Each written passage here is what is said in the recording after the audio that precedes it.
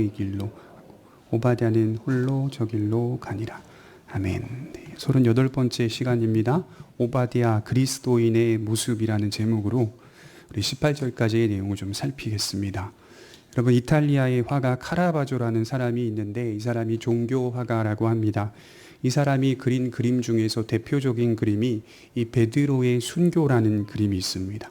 이탈리아에 가면 산타마리아 델 포폴로 교회에 이 베드로가 거꾸로 십자가에 매달려 순교하는 모습이 교회당 안에 들어가면 크게 걸려 있다고 합니다. 이 베드로의 순교 이야기는 사실 성경에 기록되어 있지는 않지만 외경에서 나오는 이야기이고 로마 카톨릭의 성인대전이라고 하는 책 안에 담겨 있는 이야기라고 합니다. 로마 감옥에 투옥돼 있다가 풀려난 베드로가 로마를 떠나서 다른 지역으로 이동하려 할 때 맞은편에서 우리 주님이 걸어오고 계셨다고 합니다. 베드로는 주님을 금세 알아보고 이렇게 물어봤습니다. 쿼바디스 도미네, 어디로 가십니까? 주님이라고 물어봤다고 합니다. 그러자 예수님께서 이렇게 대답하셨죠. 나는 내가 떠나고 있는 로마로 향한다. 거기서 다시 한번 십자가에 못 박힐 것이다. 예수님의 말씀을 들은 베드로는 다시 발걸음을 로마로 향하였고 거기서 복음을 전하다가 십자가에 거꾸로 매달려 순교하게 됩니다. 여러분, 예수님의 12 제자들의 마지막을 추적해 보면 대다수의 제자들은 순교했다고 합니다. 십자가에서 매달리기도 하고 사자밥이 되기도 했으며 온갖 고문을 당하기도 했습니다. 우리가 잘 아는 사도 요한은 밤모라 하는 섬에 유배돼서 평생을 그곳에서 지내다가 하나님의 품에 안기게 되었습니다. 그래서 실제로 나중에 이제 여행을 가보시면 그리스의 이 파트모스 섬이 있는데 그게 밤모 섬입니다. 사도 요한이 유배돼서 갇혀 있는 동굴이 하나 나오는데요. 이렇게 계곡 같은데 그 굉장히 작은 동굴 안에 거기에 이렇게 들어가서 살다가 하나님의 부르심을 받았다라고 하는 제가 이제 여행 가이드의 영상을 본 적이 있습니다. 이처럼 예수님의 제자들이 신앙의 절개를 지키기 위해서 생명을 바치며 살았다는 것을 볼 수가 있죠. 그런데 저는 오늘 순교만큼이나 위대한 신앙이 있다는 것을 다른 측면에서 말씀을 좀 드리려고 합니다. 흔히 기독교 신자 중에서 순교만이 가장 위대한 믿음이라고 주장하는 분들이 있는데요. 물론 믿음을 지키다가 이제 박해를 받아서 육신의 생명을 잃어버리는 순교는 가장 위대한 믿음이라고 할 수 있겠습니다. 하지만 여러분, 가만히 생각해 보면 교회의 역사 속에서 사도 시대를 제외한 또는 종교개혁 시대를 제외한 대부분의 시대에서는 순교의 모습들을 흔히 발견할 수가 없습니다. 물론 16세기 초에 우리나라에 복음이 들어왔을 때 그 당시가 칼 규칠라프 선교사를 통해서 복음이 들어오게 됐는데요. 그 시절에는 초기에 우리 조선 땅에서도 복음을 전하다가 순교하는 많은 한국 사람들이 존재하긴 했었습니다. 그러나 그런 특수한 상황과 특수한 시절을 제외하고는 대부분의 시대 속에서 순교의 모습은 찾아보기가 극히 드뭅니다. 대다수의 그리스도인들의 삶은 순교로 자기의 믿음을 증명하며 살지는 않았다는 겁니다. 오히려 대다수의 크리스찬들은 주어진 인생 속에서 인내하며 믿음을 지켜가는 모습으로 나타났다는 것이죠. 그래서 성경을 보면 모두가 다 순교하라고 우리에게 요청하거나 도전하지 않고 있다는 것이죠. 특수한 상황에서 믿음을 지키기 위해 특별히 결단하고 다짐하는 순교라고 하는 신앙적 방식을 일반화하지는 않다라고 하는 것이죠. 오히려 성경은 모든 그리스도인들은 주어진 인생 속에서 인내하며 믿음을 지키길 원하고 있다는 사실입니다. 실제로 모든 그리스도인들의 삶을 보면 순교가 아니라 하루하루 인내하며 믿음을 지켜가는 모습입니다. 여러분, 이러한 믿음이 쉬울까요? 저는 오늘 말씀을 준비하면서 인내하며 하루하루 믿음을 지켜가는 우리의 삶의 신앙적 방식도 순교만큼이나 위대하다고 말씀을 드리고 싶습니다. 서두에 이런 말씀을 드리는 이유는 오늘 등장하는 오바댜라고 하는 인물 때문입니다. 본문을 읽다 보면 약간 어색한 부분이 나오는데요. 2절이 나온 후에 제가 볼 때는 그래요. 5절로 이어져야 오히려 자연스러운데 성경은 중간에 3절과 4절을 끼워 넣는 듯한 기록을 보이고 있다는 것이죠. 뭔가 어색한 느낌을 받지 않습니까? 2절을 읽고 5절로 제가 이어서 읽어보도록 하겠습니다. 엘리야가 아합에게 보이려고 가니 그때 사마리아에 기근이 심하였더라. 3절 상반절까지만 제가 읽겠습니다. 아합이 왕궁 맡은 자 오바다를 불렀으니 5절로 넘어갑니다. 아합이 오바다에게 이르되 이 땅의 모든 물 근원과 모든 내로 가자. 혹시 꼴을 얻으리라. 그리하면 말과 노새를 살리리니 짐승을 다 잃지 않게 되리라. 이런 식의 기록이 훨씬 더 자연스럽다 말씀을 드리는 것입니다. 이렇게 이어지는 것이 훨씬 자연스러운데, 그런데 성경은 이야기를 잠깐 멈추어서 오바다라고 하는 인물을 설명하려고 하는 것입니다. 왜 그럴까요? 느낌상 이런 겁니다. 잠깐만요, 여러분. 이 오바다에 대해서는 오해하지 마십시오 라고 말하려고 하는 것이죠. 아합의 측근입니다. 왕궁 맡은 자입니다. 왕궁의 총무로서 일을 감당했던 사람이죠. 5절과 6절을 보시면 아시겠지만 아합을 늘 따라다니고 있는 사람입니다. 수족이라고 할 수 있겠죠. 그런데 그에 대해서 아주 특별하게 설명하려고 하는 것이죠. 먼저 우리가 엘리야의 이야기를 읽다 보면 자연스럽게 우리의 초점과 중심이 엘리야인 것처럼 느껴집니다. 그래서 모든 시선과 관점을 엘리야 중심으로 이해하려고 하는 것이죠. 물론 건전한 이해라고 생각해요. 하지만 오늘 성경은 엘리야만이 주인공이 아니라 오바다도 주인공이라는 사실을 밝히고 있더라는 것이죠. 그래서 두 인물 다, 이 두 인물의 신앙의 방식 모두 다 사실은 주인공이다, 이렇게 말씀을 하는 거예요.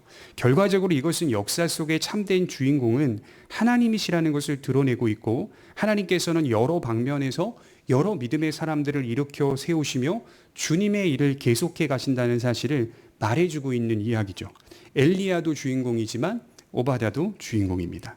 오바다에 대해서 뭐라고 설명하나요? 3절에 보시면 아합이 왕궁 맡은 자 오바다를 불렀으니 이 오바다는 여호와를 지극히 경외하는 자라. 이세벨이 여호와의 선지자들을 멸할 때 오바다가 선지자 100명을 가지고 50명씩 굴에 숨기고 떡과 물을 먹였더라. 자, 이 오바다는 여호와를 지극히 경외하는 자다. 그리고 그가 행한 신앙의 업적들을 거론하는데, 그는 이세벨이 여호와의 선지자들을 멸할 때 선지자 100명을 50씩 나누어서 굴에 숨겨 떡과 물을 공급하며 보살펴준 사람. 성경은 종종 이런 식으로 말씀을 기록합니다. 이야기를 막 전개하다가, 열심히 있게 전개하다가 무언가 콕 집어서 강조하고 싶을 때는 멈추게 하죠. 상황이나 인물을 구체적으로 묘사하는 겁니다. 예를 들면 이런 겁니다. 역대상 4장 9절에 보면 유다의 자손, 예를 들자면 유다의 자손이 누구를 낳고 그 자손은 어떤 조상이 됐고 또 누구를 낳고, 이런 식으로 계속 설명하다가 역대상 4장 9절에 야베스라는 인물이 갑자기 거론되는데, 야베스는 그냥 넘어가지를 않아요. 뭐라고 표현했냐면 야베스는 그의 형제보다 귀중한 자라. 그의 어머니가 이름하여 이르되 야베스라 하였으니 이는 내가 수고로이 낳았다 함이었더라. 야베스가 이스라엘 하나님께 아뢰어 이르되 주께서 내게 복을 주시려거든 나의 지역을 넓히시고 주의 손으로 나를 도우사 나로 환난을 벗어나 내게 근심이 없게 하옵소서 하였더니 하나님이 그가 구하는 것을 허락하셨더라. 족보를 나열하다가 야베스라는 인물에서는 멈춰서요, 야베스라는 인물이 어떤 자인지를 좀 부연해서 설명하고 강조하고 있더라는 것이죠. 이런 식입니다. 성경은 하나님이 보시기에 호평을 받는 어떤 인물들을 설명하기 위해서 중간에 자연스럽게 어떤 말씀들을 기록하고 있다가 갑자기 부자연스럽도록 하나님께서 끼워 넣어서 부연하여서 그 인물들을 설명하려고 하는 것이죠. 강조하는 것이죠. 오늘 오바다도 마찬가지입니다. 그의 신앙을 칭찬하고 있더라는 거죠. 가장 타락하고 부패한 왕 아합 곁에 있었던 자이기 때문에 믿음을 지켜내기가 얼마나 힘들었을까요? 오바다는 아합 곁에 있었지만 사실은 아합의 편은 아니었다, 이렇게 결론을 내릴 수 있죠. 그래서 오늘 2절과 3절 그리고 같은 내용이 12절과 13절에 한 번 더 등장하는 것을 보아 그는 분명히 악인이 아니라 의인이라고 말씀을 드리는 겁니다. 그래서 저는 이런 오바다의 모습이 사실은 오늘날 그리스도인들의 모습이 아닐까 하는 생각을 했어요. 물론 엘리야처럼 사용되는 사람도 있을 거예요. 여러분 이거 아셔야 돼요. 오늘날 이 시대에 엘리야처럼 쓰이는 사람들이 얼마나 되겠어요? 목사가 엘리야처럼 쓰입니까? 아닙니다. 저도 제가 볼 때는 오바다처럼 쓰이는 거예요. 모든 그리스도인들이 다 우리의 믿음을 오바다처럼 일구어 가고 있는 건 아닐까, 이런 생각들을 해보게 되는 거예요. 대부분의 그리스도인들은 오바댜와 같은 인생을 살아가고 있습니다. 그래서 이 오바댜의 모습을 통해서 우리의 믿음이 어떠해야 하는지를 좀 살펴보려고 해요. 첫째로는 악의 근거지에 있는 의인의 모습을 볼 수가 있어요. 오바댜는 지금 악의 근거지에 있죠. 어떻게 보면 악의 근거지 속에서 훨씬 더 가까운 근거리에서 자기의 인생을 펼쳐가고 있습니다. 그는 아합의 재산을 관리하는 관직에 있었던 사람이고, 오늘 보시면 아시겠지만 그는 아합과 함께 하고 있습니다. 아합 곁에서 그를 보좌하고 있더라는 것이죠. 저는 무엇보다도 우리의 인생이 하나님을 떠나지 않고 살아가는 것이 가장 중요하다고 믿습니다. 그러기 위해서는 무엇이 필요합니까? 우리가 처한 환경과 상황을 건전하게 가꾸어 가는 것이 필요합니다. 그래서 신앙이라고 하는 것은 정원을 관리하는 것과 똑같다, 이렇게 말할 수가 있어요. 그래서 청교도들이 지금의 미국으로 목숨을 걸고 건너온 것 아닙니까? 그런 환경들을 가꾸어 대대손손 하나님을 섬기는 나라, 하나님을 섬기는 가정, 하나님을 섬기는 자손들이 이어질 수 있도록 힘썼던 거 아닙니까? 16세기 초에 프랑스에서 이제 종교개혁이 한창 불을 붙어서 막 일어나고 있을 때, 위그노 들어보셨는지 모르겠지만 위그노들이 일어나기 시작했어요. 위그노들은 프로테스탄트 깔뱅파 교도들을 의미하거든요. 이 사람들이 박해를 막 받으면서 더 뭉치기 시작했어요. 그래서 위그노 공동체를 만들었고, 그 안에서 믿음을 지켜가며 우리는 카톨릭과 다르다, 카톨릭은 진리가 아니다라고 하는 것을 분명히 부여잡고 위그노끼리 똘똘 뭉쳐서 살기 시작했습니다. 지금도 프랑스에 가보면 위그노라고 하는 공동체가 여전히 있는데요. 이분들이요, 그렇게 장인이 많대요. 산업의 장인들이. 예를 들자면 그 보석을 가공하는 장인이 위그노라고 합니다. 그리고 우리가 잘 아는 시계를 가공하는 장인이 위그노예요. 그래서 위그노 시계가 되게 비싸대요. 명품 시계라고 하더라고요. 그리고 빵, 그다음에 치즈를 가공하는 거 잘하는 사람들이 위그노들이에요. 그래서 이 공동체를 만들어서 그들이 믿음을 잘 지켜가기 위해서 순수한 복음 안에서 함께 똘똘 뭉쳤는데, 이게 살 수가 있어야죠. 못 살잖아요. 그러니까 산업에 뛰어들어서 거기서 장인이 되었다, 이런 이야기를 제가 이제 본 적이 있습니다. 그렇게 할 필요성이 있다는 거죠. 믿음의 부모는 믿음의 가정을 가꾸려고 했습니다. 자녀들에게 신앙을 이야기하고 자녀들을 믿음으로 훈육합니다. 사랑하되 그 사랑이 지나치게 인간적 사랑이 되지 않도록 주의합니다. 막연한 사랑이 아니라 그리스도께서 우리를 사랑하신 것을 알리기 위한 사랑으로 자녀들을 훈육합니다. 그래서 우리의 주변을 경건한 환경으로 만들어가는 것이 정말 중요해요. 예컨대 바울이 고린도후서 6장 14절에 이런 말을 했죠. 너희는 믿지 않는 자와 멍에를 같이 하지 말라. 의와 불법이 어찌 함께하며 빛과 어두움이 어찌 사귀며. 요 말씀은 사실 전통적으로 결혼에 있어서 매우 중요한 말씀으로 여겨져 왔습니다. 가정을 세우는 일에 있어서 한 남자는 예수를 믿고 한 여자는 예수를 믿지 않는다면 그들은 시작부터 다툼의 씨앗을 안고 혼인하는 것과 같다라고 보통 해석합니다. 그만큼 신앙을 지켜내는 일에 있어서 주변의 상황을 경건하게 만들어가는 것은 매우 필요한 것이고 합당한 것이죠. 제가 말씀을 드리려고 하는 건, 그러나 대체로 우리의 삶은 이와 같이 경건하거나 바른 환경 속에 노출되어 있지 않다는 거예요. 노력합니다. 필요성을 느낍니다. 또 정원을 가꾸듯이 우리의 신앙을 가꾸어 갑니다. 그렇다고 해서 우리의 상황과 환경과 주변의 모든 것들이 경건한 상황과 환경 속에 노출되어 있지 않아요. 오히려 세상을 둘러보면 신앙보다는 세속성으로 가득 차 있죠. 세상을 지배하는 구조 속에 우리가 들어가 있더라는 것이죠. 그래서 15절에 보면 엘리야가 오바댜에게 만군의 여호와라는 이름을 거론하면서 만군의 여호와의 이름으로 맹세하노니 내가 반드시 아합 앞에 보이리라. 만군이라고 하는 단어의 뜻이 전능하신, 능력이 많으신, 바알과는 비교도 안 되는 능력의 그 하나님의 이름을 거론하고 있다는 것이죠. 그런데 신자가 막상 세상에 들어가 보면 만군의 여호와의 이름이 얼마나 작은지 몰라요. 그런 느낌을 받죠. 강력하지 않다는 느낌을 굉장히 받아요.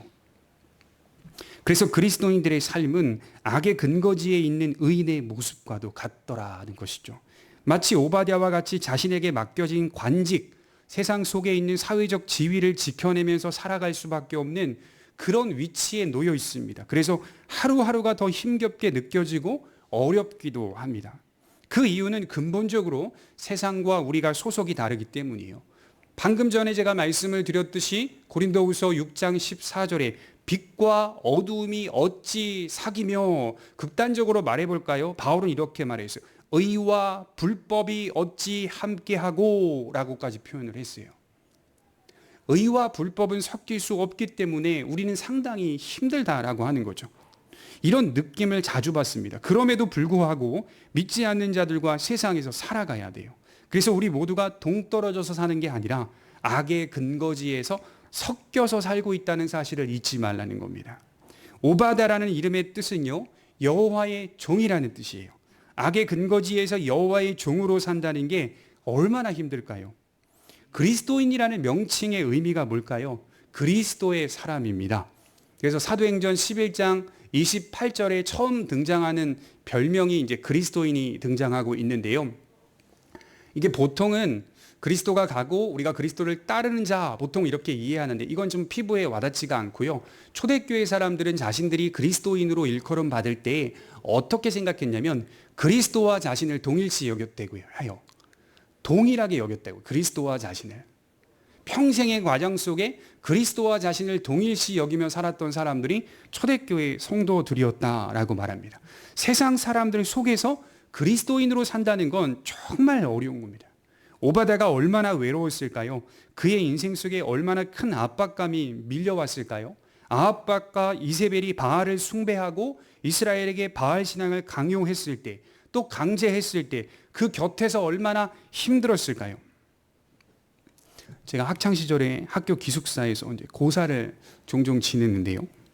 학생들이 하나둘씩 절을 하고 돼지머리에 돈도 꼽고 차례차례 이어지는 겁니다. 근데 당시에는요, 선생님들이, 저는 이제 특수하게 기숙사에 있었기 때문에 쉽게 때렸어요. 그냥 쓰레기장 불려가서요, 밟히고 뺨 맞고, 뺨은 아무것도 아닙니다. 발로 막 밟히고 너무 많이 봤어요. 선생님들한테 맞는 학생들이, 저는 제일 덜 맞은 학생, 이제 그렇게 이제 기록이 되어 있는데요. 친구들 만나면 엄청 많이 맞았어요, 정말. 그러니까 제 안에 압박감이 없겠습니까? 고사를 지내요. 이제 차례차례 지내요.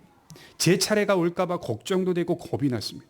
쉽게 욕하고 쉽게 때리던 시절이기 때문에 저 어떤 방법을 택했냐면, 선생님의 눈을 피해서 이미 절을 다 하고 건너간 친구들, 그 사이로 은밀하게 그때마다 들어가 버렸어요.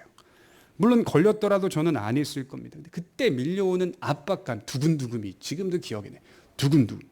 동일하게 군대에서도 이러한 비슷한 일들이 많았습니다.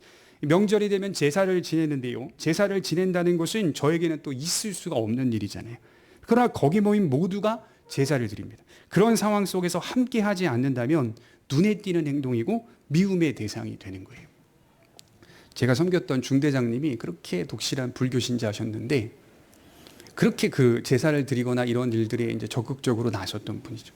굉장히 이 기독교 이 군종병을 굉장히 싫어하셨던 분이에요. 제가 처음으로 전출 갔을 때 만났는데 처음부터 아예 딱 타겟을 잡고 딱 그 얘기를 하시더라고요. 조심해 너, 이렇게 말씀하시더라고요. 근데 이제 소령으로 예편을 하셨는데 독실한 크리스찬이 됐어요. 지금도 연락을 저랑 하는데 정말 독실한 크리스찬이 됐어요. 예수님 언제 만나셨어요? 성탄절에 만난다고 하시더라고요. 성탄절에 교회를 갔대요. 맛있는 거 많이 주니까 대미셨는데 그때 예수님 만나고 내가 이 좋은 걸 왜 안 믿었지? 이렇게 생각을 했답니다.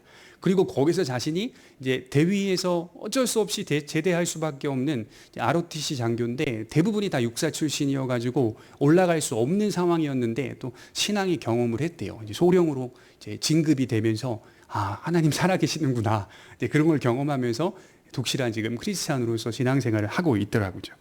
그렇게 핍박을 받고 여러 가지 상황들을 이제 경험하면서 제 안에 압박감이 있었던 겁니다. 그렇지 않은 다수의 사람들 사이에서 눈에 띄는 행동, 뭐 제가 눈에 띄는 행동을 하고 싶었겠어요? 아닙니다. 그럼에도 불구하고 그런 압박감을 가지고 살았다는 것이죠. 그러나 여러분, 오바다를 보십시오. 이보다 훨씬 어려운 삶을 살았을 거예요. 그래서 우리가 서로를 생각할 때 격려하고 사랑하는 것이 정말 중요하다는 생각을 많이 했어요. 악의 근거지에서 믿음을 지키기 위해 외롭게 서 있는 서로의 모습을 묵상해 보니까 교회는 서로를 더욱 격려하는 공간이 돼야겠구나, 이런 생각들을 하게 됩니다. 그래서 먼저 믿음의 식구들을 잘 챙기라는 말씀이 그래서 있구나. 갈라디아서 6장 10절에 보면 그러므로 우리는 기회에 있는 대로 모든 이들에게 착한 일을 하되 더욱 믿음의 가정들에게 할지니라. 성경은 우선순위를 가져요. 내 혈연관계를 우선순위로 갖지 않더라고요. 성경은 항상 우선적으로 내 믿음의 사람들, 형제와 자매들에게 더욱 착한 일을 하라, 이렇게 말씀을 하고 있습니다. 왜 그럴까요? 우리가 처해 있는 악의 근거지 속에서 얼마나 우리가 외롭고 얼마나 큰 압박감을 가지고 살고 있는지를 알기 때문에, 그래서 교회에 한 주간 오면 격려하고 또 사랑하고 축복해 주는, 힘들었지? 괜찮아. 나도 그렇게 살았어. 이런 이야기를 할 수 있는 성도들이 되셨으면 좋겠어요. 우린 서로 다 그렇게 살고 있어. 외롭게 살고 있어. 그렇지만 우리가 예배를 드릴 때에 함께 모여 우리가 가는 길을 톡 바라보며 붙잡으며 갑시다라고 하는 그 격려, 그것이 교회 공동체의 본질 아닙니까? 여러분, 앞으로도요, 우리의 인생은 크게 변하지 않습니다. 예수를 잘 믿으면 이런 외로운 인생이 조금 더 외롭지 않게 된다거나 그렇지 않습니다. 여전히 우리는 악의 근거지에서 싸워야 합니다. 한 번은 제가 소년체전을 나간 적이 있었는데요. 그 당시가 중학교 3학년 때였을 것 같아요. 근데 그때 그 주일날 이 경기가 잡혔던 거예요. 그래서 이걸 어떡하나. 보통은 다 토요일, 목요일 뭐 이렇게 경기가 잡혔는데 지금은 물론 다 주일날 잡힌다고 하더라고요. 주일날 경기가 잡혀서 내가 예배를 드리러 가야 되는데 이제 모텔 하나를 빌려서 이제 계속 숙식을 했는데 곰곰이 생각하다가 그러면 새벽에 나가자. 새벽 예배에 나가서 예배를 드리고 오자. 그대가 경상남도 진주였거든요. 경상도 진주였는데 얼른 새벽에 일어나서 이제 교회 가서 새벽 예배를 드리고 와서 경기가 10시였습니다. 다시 잠깐 잠들었다가 경기에 나갔어요. 제 아내 어린 나이에 누구보다도 경기를 잘 뛰게 해주시겠지. 예배를 드렸으니까. 근데 저 때문에 경기가 망쳤어요. 제가 경기를 잘 못 풀어가지고 졌어요, 그 경기에. 아니, 하나님 앞에서 이렇게 충실하게 주의를 지키고 갔는데 왜 경기가 안 풀리지? 그리고 나와가지고요, 엄청 맞았어요. 엄청 두드려 맞았어요. 막 때리는데 선생님이 머리를 땅바닥에 눕혀서 밟는데 죽어! 막 이러더라고요, 혼자. 엄청 흥분해가지고 엄청 많이 맞았어요. 뺨도 맞고 여기저기 욕도 많이 먹고 경기가 안 풀려요. 예배를 잘 드렸는데도. 그때 제가 깨달은 게 있어요. 경기에 이기는 게 하나님께 영광이 아닌 거구나. 내가 이기면 쟤네들은 지는 거고. 굉장히 딜레마가 오더라고요. 저기는 그럼 예수님 믿는 사람 없나? 딜레마가 들잖아요. 저 팀에는 그리스도인이 없나? 그럼 저 팀 중에도 신실한 그리스도인들이 기도할 텐데? 그럼 내가 이겼으면 저긴 졌잖아요. 쟤네가 이기면 내가 지고. 이걸 어떻게 신앙으로 해석할 수 있지? 굉장히 큰 딜레마에 빠졌죠. 그때 느꼈던 게 신앙이라고 하는 것이 보여지는 어떤 결과나 업적이 아니라 하나님 그분에게 초점이 있는 거구나. 내가 하나님을 사랑하는 것, 하나님 안에서 만족감을 누리며 사는 것, 내가 그를 신뢰하고 있는 그 현실의 모습 그 자체로 하여금 내가 여호와는 나의 목자시니 내게 부족함이 없으리로다 라고 말했던 다윗의 고백이 나올 수 있는 거구나. 그때 제가 아주 조금씩 희미하게 깨달아가고 있을 때였습니다. 그렇죠. 그러니까 우리의 인생이 믿음을 가졌다고 해서 외롭지 않느냐? 아닙니다. 외롭고 힘든 것이 매한가지입니다. 주님이 오시는 날까지 요한계시록을 읽어보시면 알잖아요. 환상으로 나타나는데 사단과 그리스도인들이 싸워요. 용과 그리스도인들이 싸워요. 늘 전쟁 속 모여 있습니다. 주께서 우리를 지켜주시겠지만 그런 삶은 우리의 몫이라고 성경은 말하고 있어요. 두 번째로 우리가 생각해 볼 수 있는 것은 마차를 피해가는 의인의 모습을 보게 됩니다. 여러분, 오바댜의 모습은 믿음을 지켜내면서도 되도록 마차를 피해가는 지혜로운 처신을 보이고 있어요. 악을 행하는 왕궁을 보면서 그의 내면에 얼마나 많은 충돌이 있었을까요? 압박과 긴장이 있을 거고 눌림만 있었던 게 아닙니다. 의문도 있었을 것입니다. 그러나 그가 보인 인생의 모습은 충돌하고 마차를 빚는 삶이라기보다는 그 마차를 피해가면서 믿음을 지켜내는 모습으로 나타납니다. 불같은 성격을 가진 사람들에게는 이러한 모습이 매우 탐탁지 않겠죠. 자신의 관직을 지키기 위해 간사스럽게 사는 것처럼 보일 수도 있습니다. 하지만 성경은 오바댜의 이런 모습을 간사하다라고 말하지 않아요. 오히려 칭찬하고 높이 평가하고 있습니다. 그래서 사도들의 사역을 추적해 보니까 때로는 사도들이 사람들과 충돌하기도 합니다. 마찰을 빚는 경우가 있습니다. 그러나 대체로 그들의 인생을 보니까 충돌을 피하며 은밀하게 주의 사역을 감당하고 있더라는 것입니다. 법정 앞에 서기도 했습니다. 여러 고문을 당하기도 했습니다. 감옥에 갇히기도 했어요. 그렇다고 해서 그들이 세상 법정에서 적극적으로 충돌하려는 경향을 보이지 않더라고요. 피신하고 숨어 지내며 되도록 마찰을 일으키지 않으면서 교회 공동체를 세워갔다는 거예요. 카타콤, 그게 왜 있겠어요?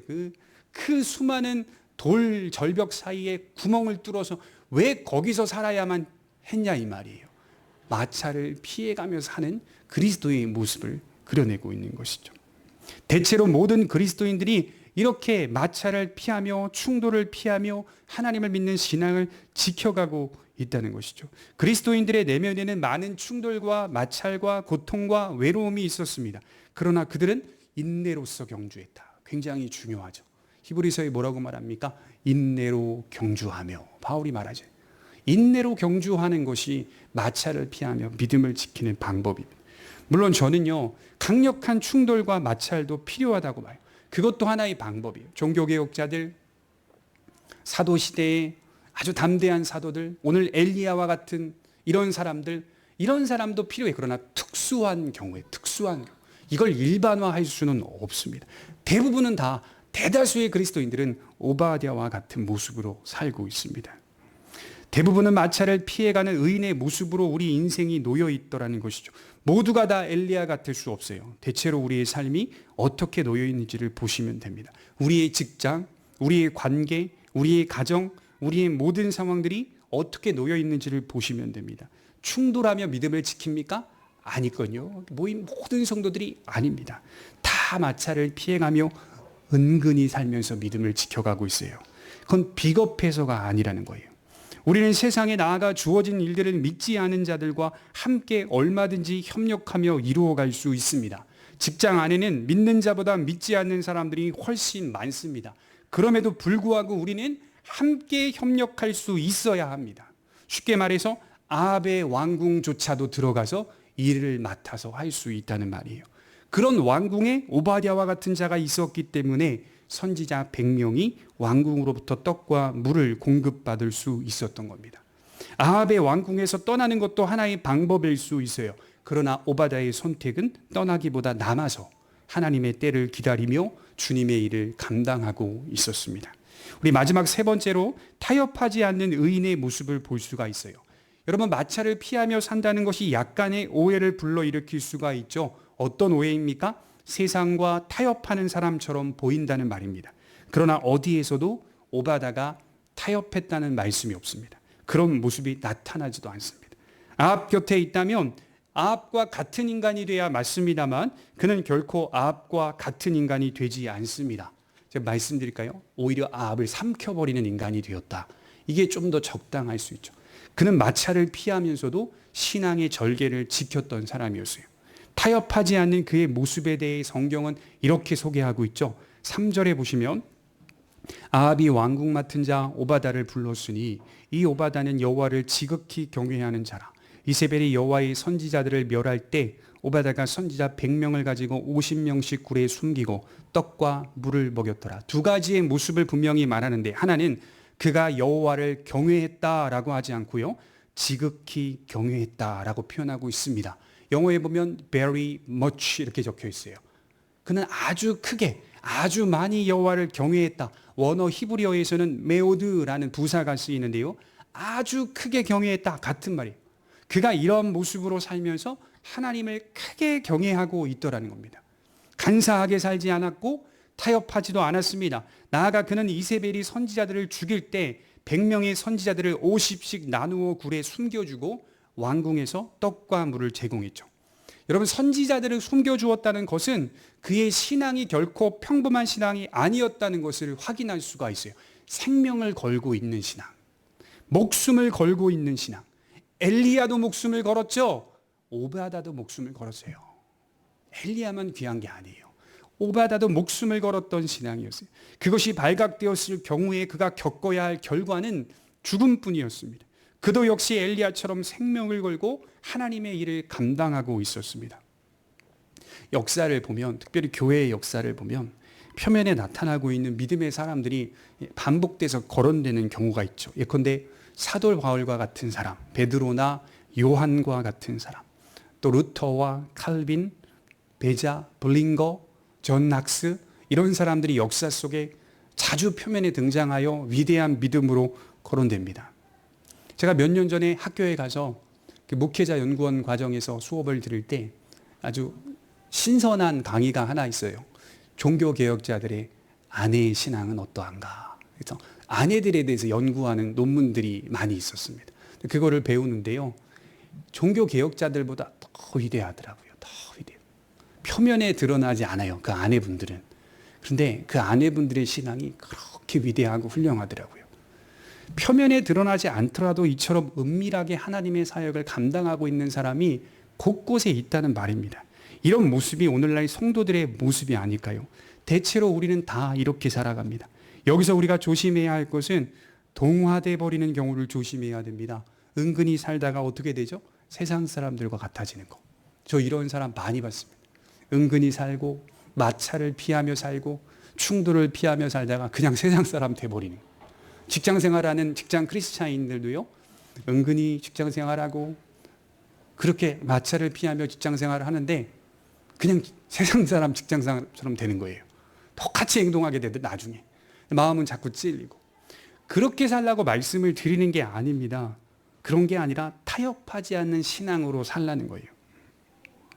그것이 바로 우리가 살아가야 할 방식입니다. 저는 조금 놀랐던 것이 이런 오바다를 어떻게 계속해서 곁에 둘 수 있었을까? 그런 질문을 하게 되었어요. 아합과 같은 인간이 어떻게 오바댜와 같은 믿음의 사람을 곁에 둘 수 있었던 것일까? 그 의문이 들더라고요. 매일매일 이세벨 그의 아내가 그러지 않았을까? 여보, 쟤 잘라. 쟤 마음에 안 들어. 쟤 잘라. 늘 그러지는 않았을까요? 하지만 아합은 오바댜를 내치지 못했습니다. 오히려 아합은 오바댜를 인정해 버린 겁니다. 원수에게도 인정받을 수 있던 사람, 그 사람이 바로 오바댜였어요. 하나님께만이 아니라 원수에게도 인정받았어요. 왕으로부터 맡겨진 재반 사물을 충성스럽게 잘 감당했던 사람. 믿음만 좋았던 게 아니에요. 진정한 충신이었다는 겁니다. 아합은 그를 매우 좋게 생각했던 겁니다.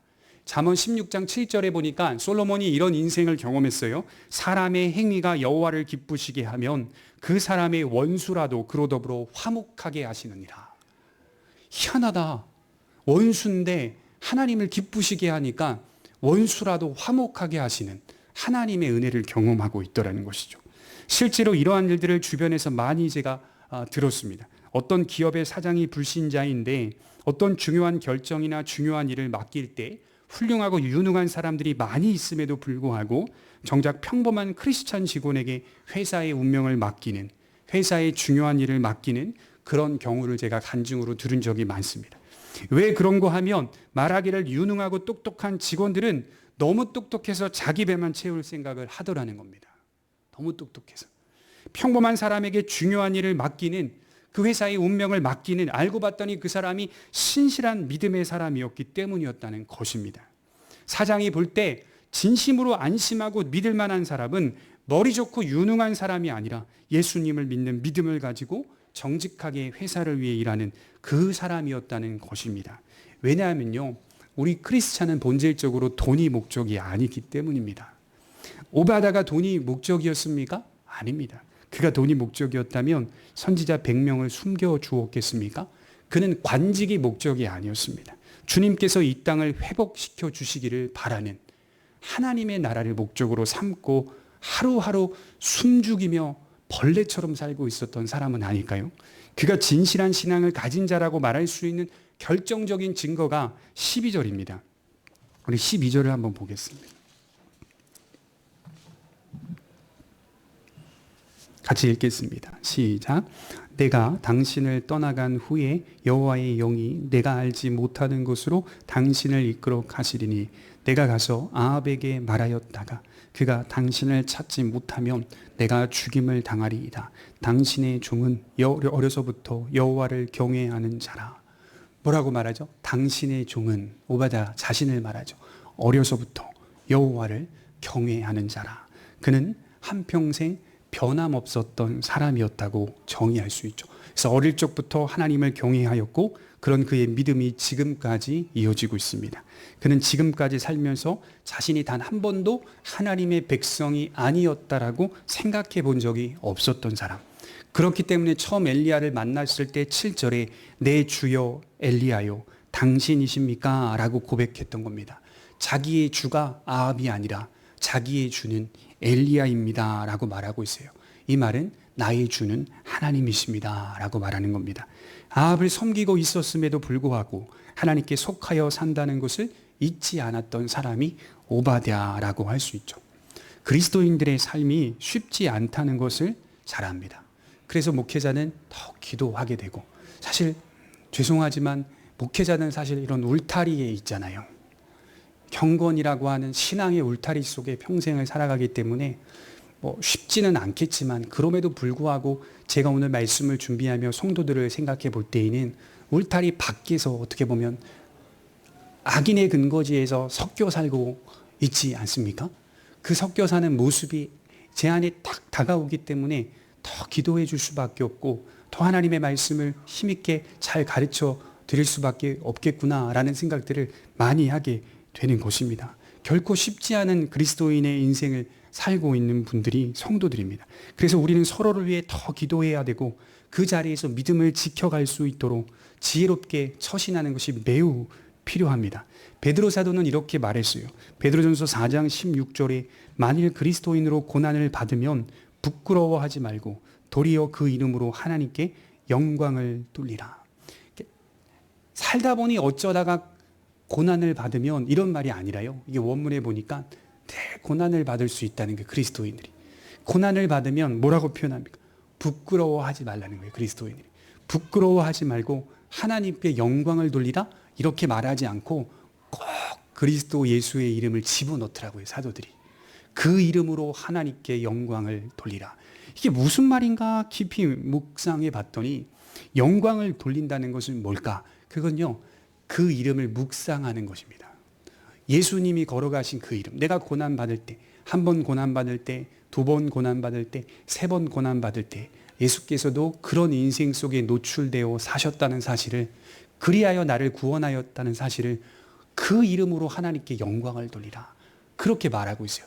그걸 묵상하지 않으면 우리가 하는 모든 영광들은 다 거짓일 수 있어요. 그 이름을 묵상하며 영광 돌리라고 말해요.